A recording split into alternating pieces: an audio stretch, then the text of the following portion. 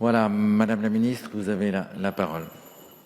Merci, Monsieur le Président, Monsieur le Ministre, Monsieur le Président de la Commission, Monsieur le rapporteur général, mes chers collègues.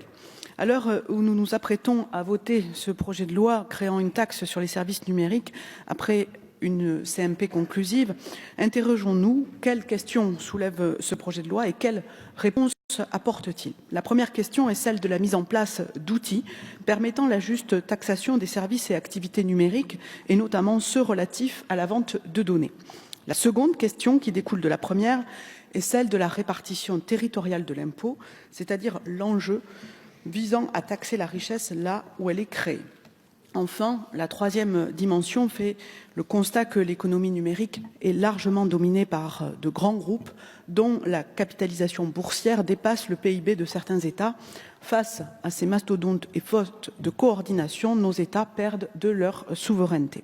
Or, la progression de l'économie numérique doit conduire le législateur à des réformes profondes, globales, pour plus de justice, notamment dans le champ fiscal. Ainsi, comment pouvons-nous accepter que nos artisans, TPE, PME, se voient appliquer un taux d'impôt sur les sociétés bien supérieur à celui dont s'acquittent les géants du numérique? Le texte, tel qu'il résulte de l'accord trouvé en commission mixte paritaire, a permis d'améliorer le mécanisme très complexe adopté en première lecture. Notre bienveillance vis-à-vis de cette taxe ne nous empêche pas d'en voir malgré tout les imperfections. Mon collègue Michel Castellani, qui s'est exprimé en première lecture au nom de notre groupe et qui ne peut être présent aujourd'hui puisqu'il est retenu en Corse par le déplacement du Premier ministre, les avait déjà soulignés.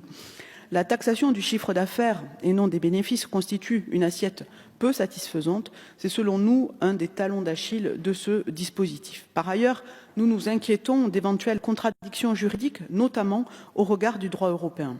Enfin, nous serons particulièrement attentifs aux répercussions de la TSN que la TSN pourrait avoir sur les consommateurs et sur certains groupes français.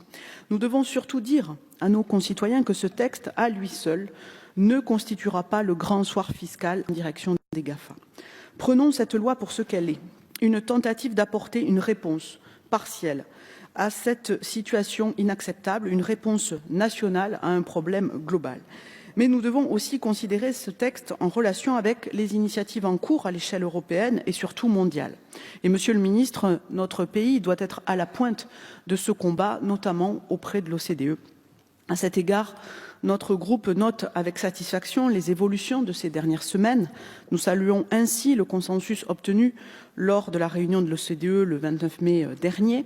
129 États y ont approuvé une feuille de route visant à établir une fiscalité mondiale sur les géants du numérique. Le récent G20 des ministres des Finances a confirmé ce progrès par la finalisation d'un accord de principe avec pour but l'harmonisation de la fiscalité sur le numérique et la modification du mode de calcul de l'imposition des entreprises. Il convient désormais de traduire ces engagements en accords effectifs.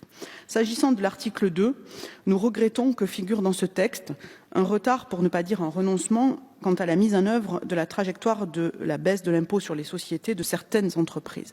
Cette modification devrait pourtant rapporter aux caisses de l'État près de 4 fois plus que la TSN qui accapare pourtant les débats. Il s'agit ainsi de financer en partie les dépenses supplémentaires occasionnées par les mesures d'urgence adoptées en décembre. Cela se fait au prix d'une instabilité fiscale pour les entreprises qui entrave leur confiance, nuit à leurs finances et au final à leur compétitivité. Nous le regrettons. Nous serons donc d'autant plus vigilants sur le respect de l'objectif porté par le chef de l'État et que vous avez réaffirmé, Monsieur le Ministre, à savoir la réduction du taux d'IS à 25% pour les entreprises en 2022. Nous serons aussi exigeants quant à l'évaluation de la mise en place de la TSN et sur son impact économique. À cet égard, nous accorderons une attention redoublée au rapport prévu dans ce texte. La TSN ne constitue donc qu'une étape. Elle doit permettre à la France d'impulser une ambition européenne et mondiale pour bâtir une fiscalité globale. Nous souhaitons donc que cette taxe nationale cède de la place dans les plus brefs délais à une réponse mondiale. Dans cette attente, notre groupe votera majoritairement pour l'adoption de ce texte.